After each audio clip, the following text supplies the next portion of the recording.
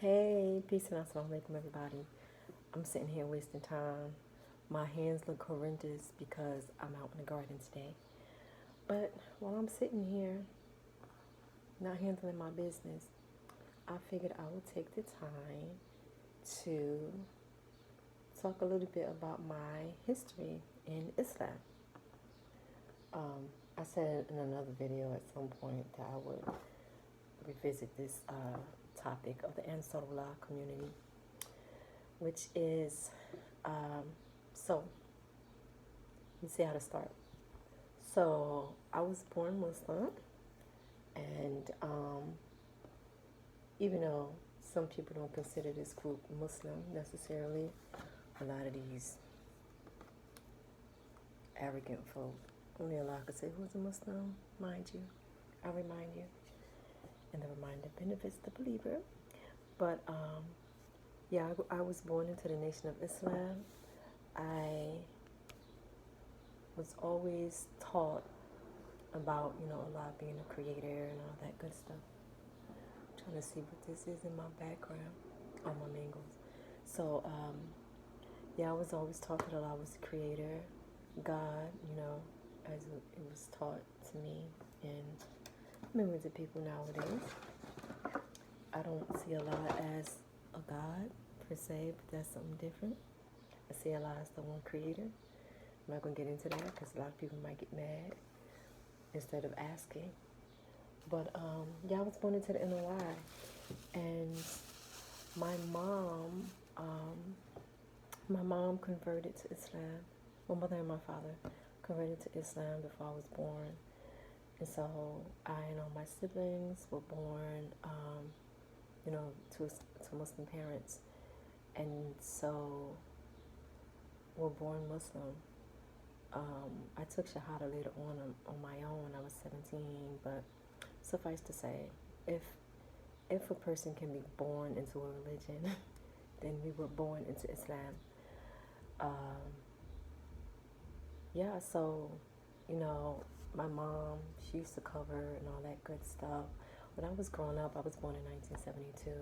When I was growing up, Islam was not all over the place like it is nowadays. So a lot of the information that we have now, we didn't have, or different perspectives and all this kind of thing. We did not have it, certainly within the African American community. The nation was not the only group, and they were not the first group either, who brought the concept of Allah and Islam to the community. But nonetheless, that's who my mom got Islam from. We were with Temple 25 in North New Jersey. And if you saw the Who Killed Malcolm documentary on Netflix, you probably have very strong views. Or, what's the word? Idea about them. I do too. I cried and cried and cried over that documentary, and all the stuff that came out. And then my father became Muslim when he was 13, and he was with the nation. And by the time he met my mother, he was about 21 or something like that, early 20s. And so he was, an FOI. He was a general. I forget how they rank. It's not general. God, dog, I lose my words. He was one of the cats who trained them. So, yeah, all that good stuff. And so when my mom and my dad split up when I was 5, but before that, when Elijah Muhammad died, my mom, if you know anything about the history of the NOI, you know that after Elijah passed away, there was a lot of friction, and some people thought that Louis Farrakhan should be the Khalifa, so to say, the predecessor.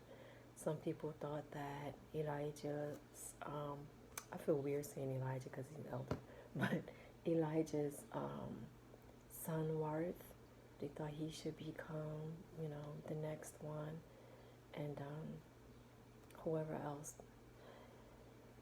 And so my mom, being caught up in all of that, she was like 23, 24. She didn't really go either way. And again, things were quite different back then. All you youngins don't know how it used to be for Muslims back in the day. But we couldn't just go on YouTube and see like 10,000 different, khutbahs or sermons or anything like that.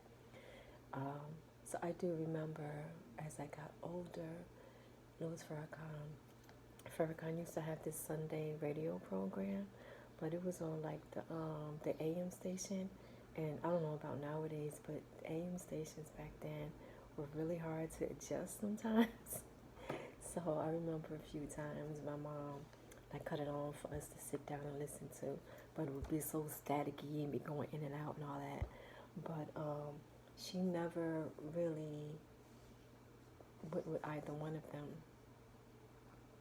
And so while we grew up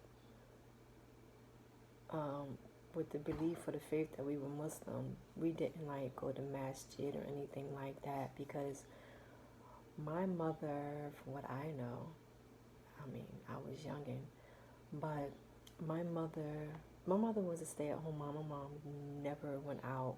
Again, it's not like you could just go on to a website, to find where the closest masjid is or any of that kind of stuff.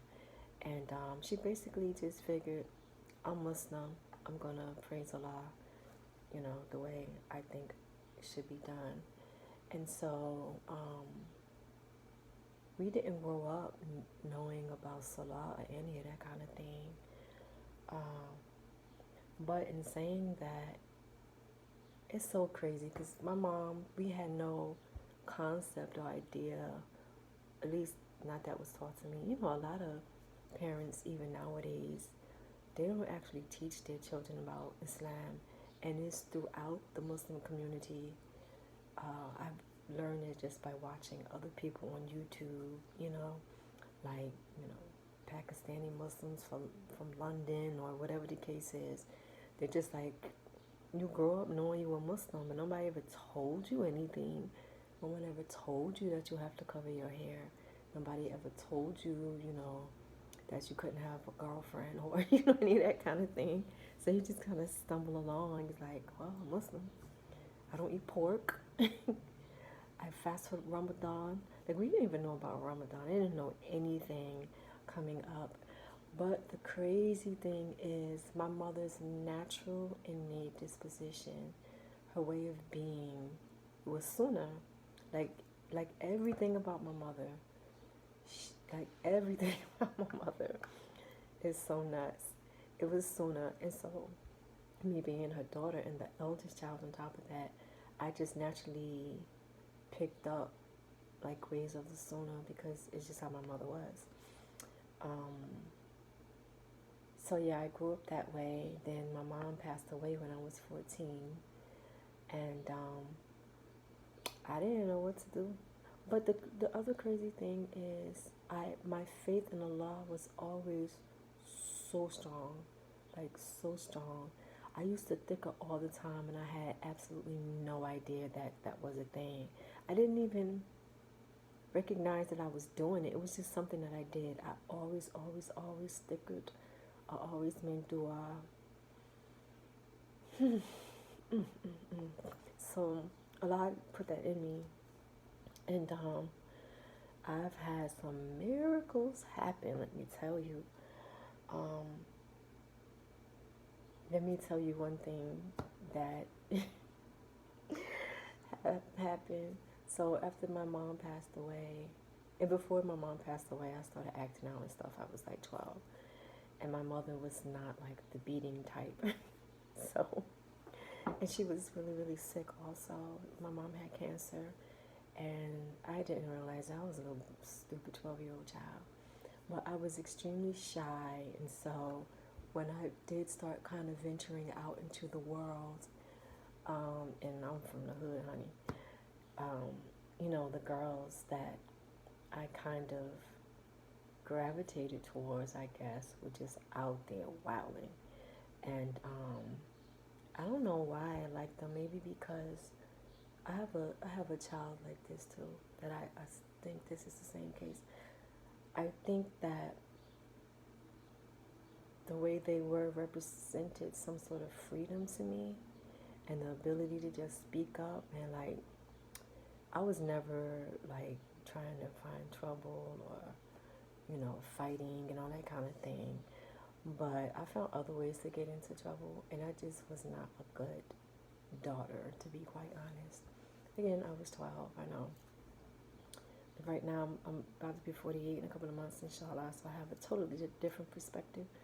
But, I was 12 at the time. Nobody was guiding me or anything like that. And I just found a whole lot of trouble and problems. So when my mom passed away, my stepdad had me and my 6 siblings and me.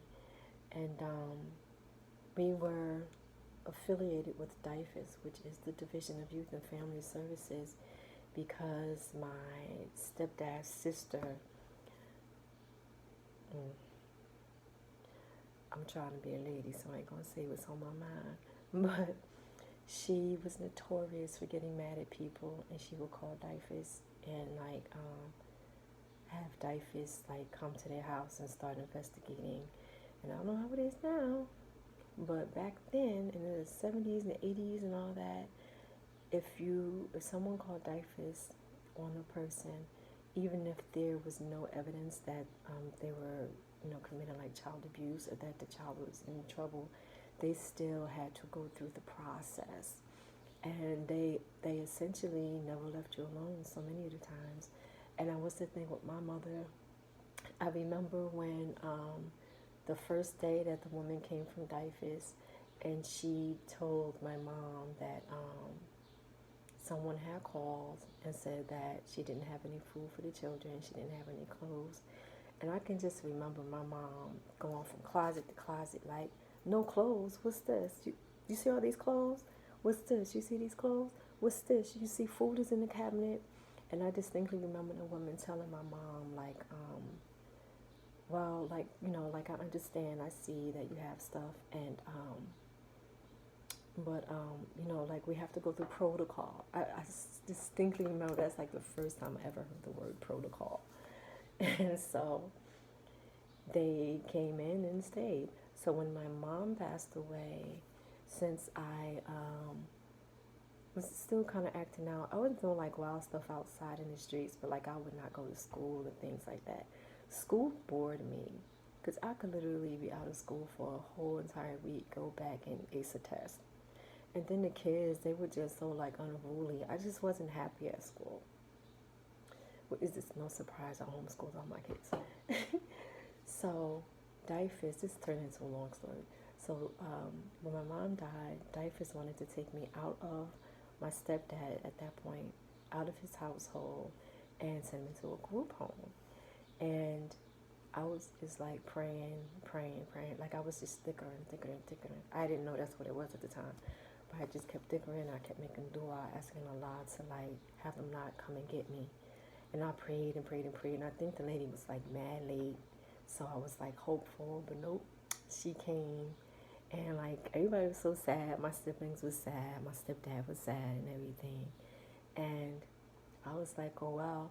With me throughout my life, if I ask the Creator for something and I don't get it, at least when I want to get it or anticipate getting it, if I don't get it, I still always give thanks. Okay, it ain't meant for me. And so that's how I was then, even as a child. And I remember I was just dang, because they put me in a group home. I don't want to be with them little bad girls. And so the lady came and took me, got my stuff, loaded us all into the car, took me over to the office because she had to stop there first. And she took me inside to sit in the waiting room, and I was just waiting. And after a long time, she came out and said, they don't have any room for you. I got to take you back. Yo, I was woo, Allah, you are the bomb. We ain't had that term yet, but yeah, so it's just things like that. Even though I was not living Islamically because I didn't know what the heck that was. I knew like my mom covered her hair, but I had never been told that I needed to do it too, so I just did. Um, and so I just I just always had that beast. So flash forward, so I was 14. I remember by the time I was 16, I just started feeling like I want to be Muslim. I had no clue, like zero clue as to what to do. And we have been living in East Orange, New Jersey for a very long time. If you know anything about the Northeast Orange area, it's chock full of Muslims. But this is the 80s. I didn't see like a bunch of Muslims anywhere. And even though there's a masjid, I didn't know about the masjid because I never ventured that far up before. I used to live on Grove and William Street, if y'all from the area. And so I just started having this craving like I wanted to be Muslim. And I remember there was this dude, he was older than me, child. Nowadays, they'd be trying to like arrest him or, call him a pedophile or something. But I will say I was very mature for my age. So I remember this brother was like 20 something. But again, that was so common back then. Probably still is. And I remember telling him, he was like a drug dealer or something. Child, I don't know how to describe him. Well, he always treated me really nicely. He never tried to disrespect me like so many other cats that were around here. Because it was a high traffic drug dealing area for like years. And he just never disrespected me. He just seemed so nice. He wasn't like a looker really in the face, but that's never really meant much to me. So it was like cool, it was his character. And I remember telling him, and I had just moved from there to stay with my Uncle Bob on another side of East Orange. Was like, it was not ghetto or hood or anything. And I came through to like see my family. And I remember telling him like, yeah, I want to be Muslim. I want to start doing this, do that. And he was like, yeah, me too. Like, this is what we're going to do. We're going to both pray at the same time. Like, he on one side of the city, I'm on the other side of the city. We clearly had no idea about praying. And I can remember him telling me, like, at, I think, I want to say 12 o'clock that night or something. He was like, we're both going to pray at the same time. I was like, all right. Like, we were bonding, you know what I'm saying? And next thing I know, that Negro got locked up. And I was like, deuces. Honey, I do not do a bid, okay? The only way, inshallah, the only way I would do a bid with a brother is if he's locked up for some political type stuff. Then I'm going to rock with you. Or if he, did something protecting the family or protecting me, I got you. Boy, I'm there. But if you just want to sell drugs to your community, trying to hear none of that. You doing something stupid, acting like a little hood rat or something like that. So I was just like, I don't even know what that's about. Okay, check you on B-side. But like we weren't like going together. We had just started like I said, saying like, yeah, let's try to do something.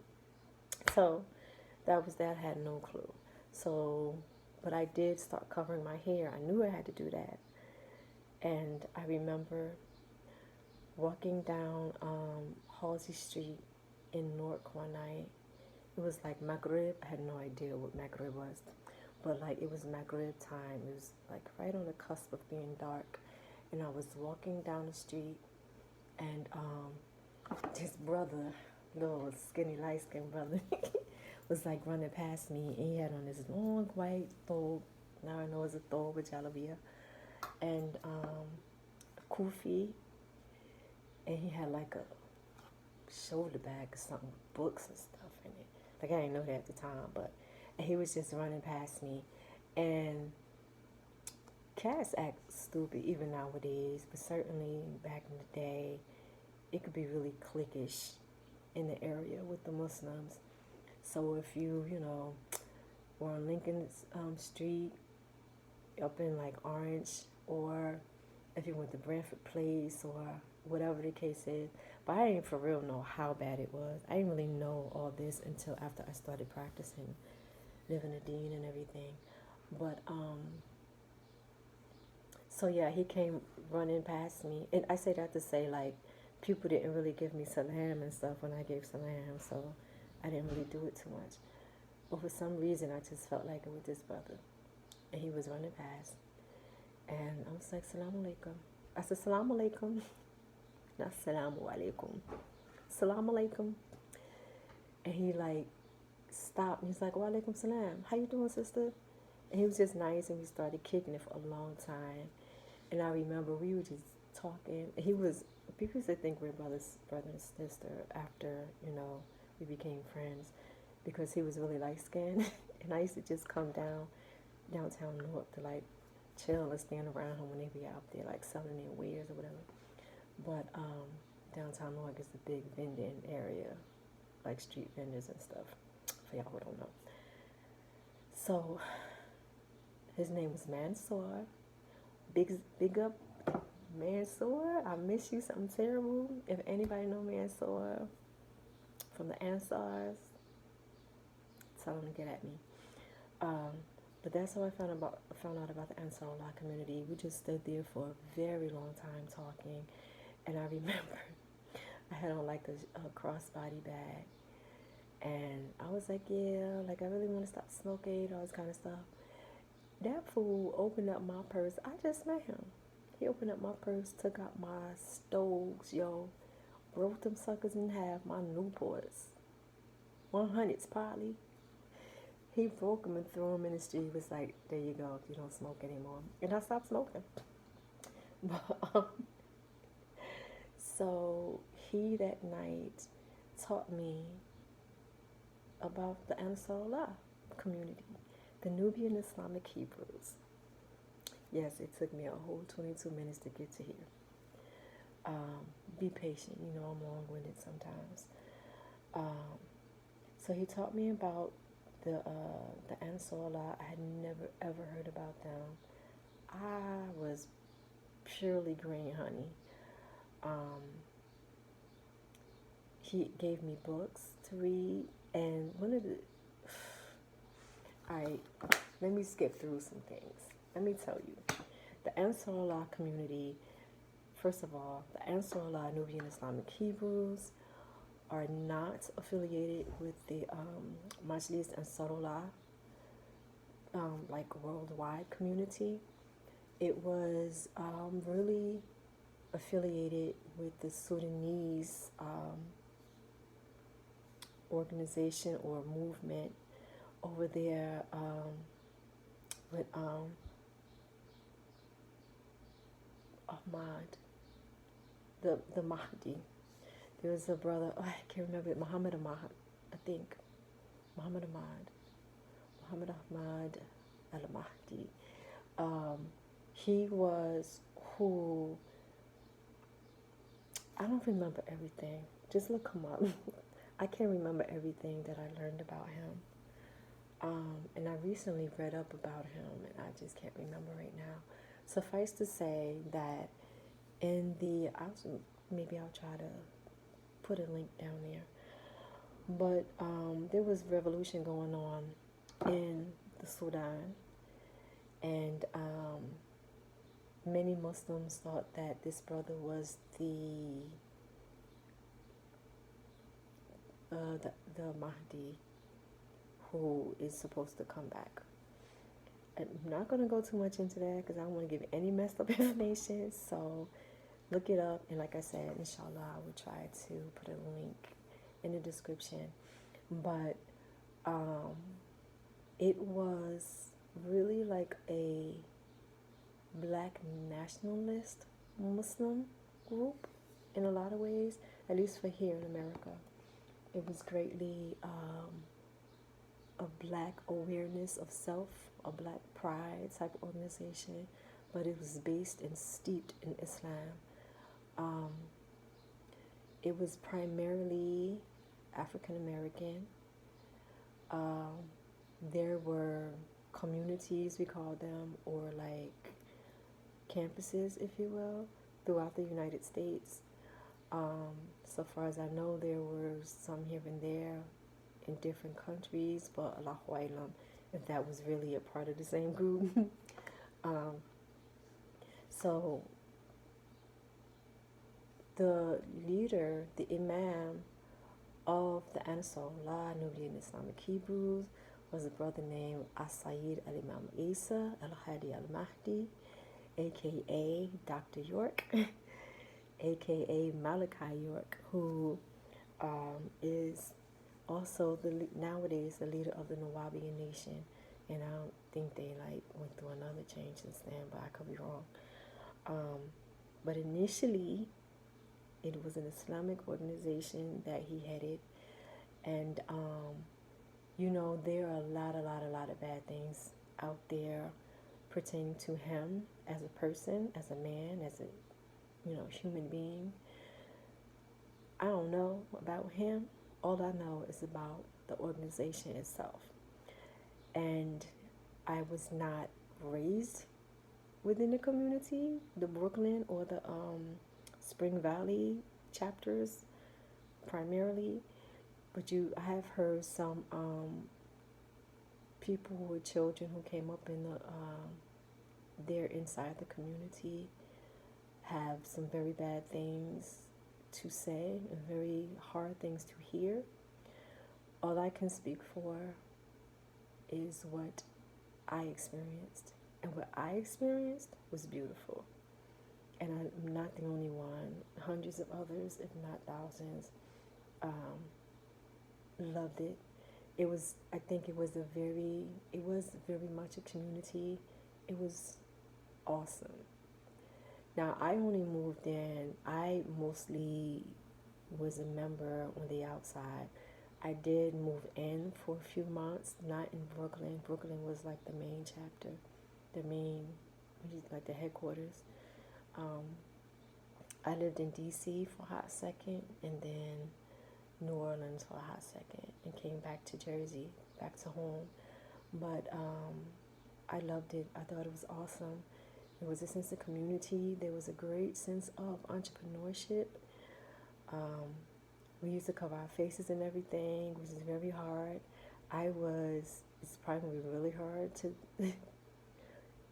imagine this, because so many women cover their faces now in America, but certainly in the Northeast Orange area where I'm from. But I was the only one covering my face in that area, anywhere around there, Roselle, Elizabeth, any of those places. I'm talking like 1990, I started covering. And I went to East Orange High, my face covered, all that kind of thing. Because that's what we did as Ansars. And it was hard living around there with all the other Muslims, because they all had such horrible things to say about the Ansars. Like, if you dared to go to a masjid that was not Ansaarullah, they would treat you like crap. The sisters wouldn't stand next to you to offer the salat and ring, and it was just all kind of crazy stuff. And so the Ansars had stores, Tinsikidar, throughout like the country or whatever. And then alhamdulillah, a brother named Anwar, he's a really good, nice, cool brother. Brother Anwar and brother Khalil. Khalil is part of the Force MDs. They had a Tinsikidar downtown Newark on Halsey Street, which later became Naughty by Nature's store. But before that, it was a Tinsikidar. And so in the back room, we used to have our Juma Salat there, because ain't nobody want to let us in, so whatever. Listen, one of the places, probably the main place I got my confidence, my what's the word? Like, nothing holds me back. If there's something I want to do, no, and Lord, don't let somebody tell me I can't do it, or they don't see how I'm gonna be able to do it. Stand back, hold my kimar. No. And I really think so much of it came from my time with Ansaarullah, because it was about entrepreneurship. It truly, truly was. And also, it also came from the Nation of Islam because with the nation, you always saw the Nation of Islam cats. They always had like their steak and takes in the fish markets, and they come to the masjid, furred up Cadillacs, child. And so I just, so much of the time, you don't have to speak to a child. We as children observe, and we can go left or we can go right. Whether the parents going left, we could follow the parents, or we could be like, and go to, to the right, and vice versa. And so I got I had that whole entrepreneur spirit in that sort of, I don't fall. That's not what I do. I might stumble, but I don't fall. I might drop to one knee, but I'm getting up, and I'm keeping it moving. And absolutely, the Ansaarullah gave me that training. The Ansars had a publishing company, because all the books and everything they did themselves. They had their own writers, their own illustrators. The Ansaarullah, we had toothpaste, soap, like everything, man. And I'm going to repeat, these are all African American people predominantly. There were, of course, some Latinos in there, or I don't know if you say Latinos now, or Hispanics, or Latinx, but you know what I mean. But it was predominantly African American. So this is what I'm talking about. People seem to have this idea like, oh, white people, they can have stuff, but we can't come together. I don't know who you be around, but I've been blessed to come around some folks who have businesses and education and all those kind of things. So yeah, all of that. And then the masjid over in Brooklyn, again, that was the headquarters. The masjid was fabulous. Yo, I'm going to put some links on it in there for you to look at. But the masjid was so beautiful. It was just so beautiful. And like, I would be packed. And then every Sunday there was question and answer. They used to do it down on Halsey Street at the Chinski Dar also, for people who couldn't get to Brooklyn or whatever. But every Sunday they would have question and answer, and like anybody off the street could come in there, get on the mic and answer questions. And a lot of the time it would be the imam himself answering, but probably more often than not, there were just students. Because if there's nothing else we did, honey, we studied. We read, we studied the Quran, we studied the Bible. Because people like trip out, I guess, like you shouldn't be reading the Bible. Why not? So you want everybody to read the Quran and understand where you're coming from, but you have no clue. If you're trying to give da'wah to people, how are you going to give da'wah if you don't know what they believe? All, arrogant people, in my opinion, are just like, you're not Muslim, you're going to hell. So how do you know if you ain't going to hell, first of all? But you don't know who's going to hell, and everything is in the presentation. The Prophet ﷺ, the sunnah is to be good to people, whether they are Muslim or not. You treat them kindly, you treat them with respect, period. But if you do not know what it is they believe in, how are you going to talk to them at all when it comes to religion? That's just some straight up arrogant bullish to me. But we did all that. And then the children spoke fluent Arabic. And again, these are African American children, born and raised in the hood, for the most part. It's just so dope. It was so awesome. Again, I know people, how accurate it is or not, but I know a lot of people have things to say about Imam Isa, Elijah Muhammad, Martin Luther King, whoever. But what is the message? The message that was given to me about Allah, about this deen, it was just beautiful, man. And just awesome. And it's acknowledged It acknowledged and it taught pride of self. Wasn't nobody sweating no Arabs. You know what I'm saying? I remember a few years ago, some African imam, there was something online, and he was like to the Arabs, we don't need you telling us how to do this thing. We don't need you. We know how to do this. Same difference. We don't need you telling us how to do this. Listen. So, you know, it taught black pride. It taught you that you are someone. You are somebody. You can have the things that you achieve too. Now, like anything else, gotta have some balance. And you know, I think too often people, we praise imams. Even now, I see it often. People sweat the imam so much. Honey, he's just a man. It's just an imam. You don't have to put all your eggs in one basket with your imam. It's the Quran says that this is for people who reflect, not for people who follow the imam and do whatever it is he says or whatever. You know, and whatever your imam knows, like that's as far as that's what your limitation is going to be. Whatever your imam decides to teach you in a khutbah or, you know, whatever. Anyway, little digression. But for me, I enjoyed the experience, and I certainly loved and have respect for my imam, but I did not sweat him. And the proof of that is when he decided to switch.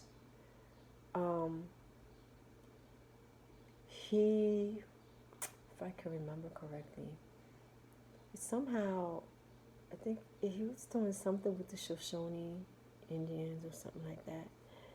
And so it's like, yeah, you don't have to cover your face no more. You don't have to cover. They started wearing cowboy hats and all that kind of thing, and started, I think they were talking about sovereignty and things of that nature. But nonetheless, it was not a Muslim organization anymore. And I can remember being distraught, like, how do I, like, what? And I remember this brother who I'm cool with today. He was like, yeah, well, he's just trying to test people to see who down with him and who ain't down with him. This particular brother who I got love for. But he still, in my opinion, kind of goes off the deep end with information. You know, those kind of people who are really like conspiracy theorists. They do a little bit of reading of one idea, and they think that that is the truth, and so they would want to debate you about all kinds of shit. They don't even understand. They want to talk about the cosmos. Did you even take biology or geology, or did you do any science in school? Did you pass? Because you talking about stuff that's even listen. So he's still kind of like that. So in my opinion, so yeah, he was just like, yeah, he's just trying to test to see who is really down with him and who's going to change. And he made the change. I did not make the change. And I was just like, oh, my days with the Ansar up. Because there was no more Ansar, first of all. Not the Nubian Islamic Hebrews. There's still Ansaarullah out there. But again, it has nothing to do with this particular black organization. And then, of course, he went on to, like, with the Nawabians and talking about how people came from lizards and all types of stuff. I don't know about that. He still has followers. I don't think it's ever been as big as it was with the Ansar stuff. Because I think maybe a great deal of that is because Islam is a great part of our genetic selves. Black Americans in this country, a lot of them, they say that about at least 30% or about 30% of the slaves that were brought over here were actually Muslim. And there are lots of Islamic rituals and stuff like that that are like seeped into Black American culture. So some things, I guess it just makes sense to be a part of. And then too, Islam, I don't know about nowadays, honey, but Islam used to be even with the Prophet and before the Prophet Islam, because he did not bring Islam, he just revived it. That's why he's the last prophet, not the only prophet. But Islam was always like a rebellious type thing, a socialistic movement for the people and such. And so, it makes sense. It makes sense that it was such a part of Black American society, and that it would be easier. I think it will probably be much easier to pull Black Americans in particular into your movement or organization by using Islam. We talk about Clarence the 13th with the 5% Nation, even though it's not like Islam, but it has that base. And so, when I'm saying that a lot and all that kind of thing. So I think it's a lot easier, and it's such a part of like the hip hop culture, which is everybody's culture nowadays. Like, it's not everybody's culture, it's Black culture, but it spreads so much that hearing about Allah and Islam is not like foreign, and so I think it would be a lot easier to get people to follow that idea, especially nowadays, because it's everywhere with the internet and with streaming and everything, doctors. Anyway, yeah, that's how I felt about the Ansaarullah. God, dog, this is a long video. I loved it. I'm so thankful to Allah that I was allowed to have known it, because that's really what, for me, while I already, as I said, as a child, innately knew Allah, loved Allah, prayed to Allah, yearned for Allah, just as a child, I didn't know what to do.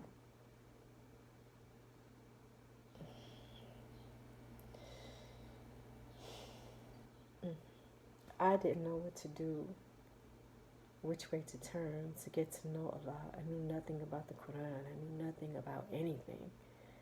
To be honest, I don't know how the Nation of Islam is nowadays. When I was coming up, that wasn't a part of anything. The Salat, Ramadan, none of that kind of thing. So that's what the Ansaarullah community did for me. It directed me to Allah. I haven't touched this puzzle yet. So yeah, man, I'm gonna try to put some links down in the description just for you to see things on your own. And I would say to people, what I've noticed over the years, not so much recently, because where I live now is not the same type of Muslim community like back home. There's a lot of Muslims up here, but I don't know where the heck they are. I'm seeing them. And when you do, you don't really know that they're Muslim unless they, you start talking or something like that. But back home, people, if you say something about Ansar, they're like, oh, sister, they from the shaitan and all this kind of thing. Yet I could tell they never opened up a book. Like, they really don't know anything about the Ansar, just what they heard. Because another thing that Muslims back home are notorious for is just word of mouth. They don't read nothing, or,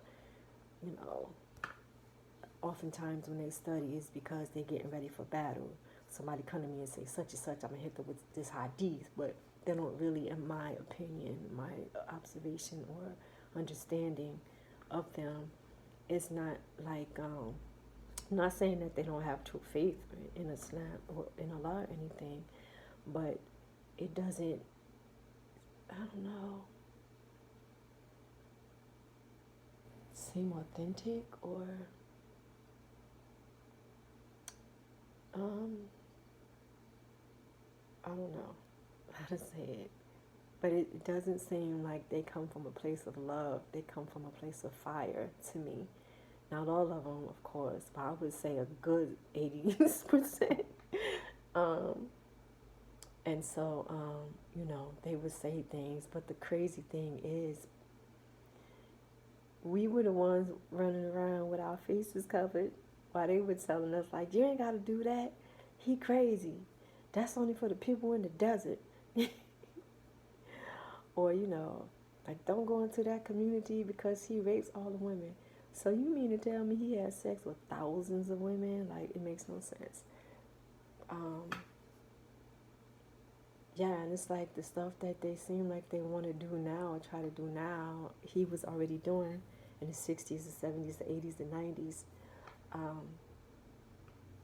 And again, I'm not saying that his character itself was superb. Mine sure ain't. But, and I know yours ain't either. But the message was beautiful. And he taught us so much. And Sufism, I had never, ever heard of Sufism before. He had the Sons of Green Lights. Now they call it the Sons and Daughters of the Green Light. But it used to be the Sons of the Green Light. And that was my first time hearing about Sufism and like elevating yourself on like this deeper spiritual level. And I was like, yo, that's what, like, I know that. This in my body, I in myself, I knew that there were things. We all, like my family, we're a family of seers. I know that's like spookism to a lot of Muslims and Christians or whoever, but there were just things I had known and felt and saw, heard, and I knew that these things were real. So all of that, I never heard of Sufism or any of that. It was just, for me, a wonderful experience from like the age of, I think like my late 16, no, 16 or 17, I think I was 16, so from 16 to like 19, it was a great experience, learned a lot about community and friends, like we used to read books, trade books, it was dope. So anyway, God dog, this is a long video. So sorry it's so long. Just hope you, if I was boring you to death, that you just zoomed through. Check you later. Peace.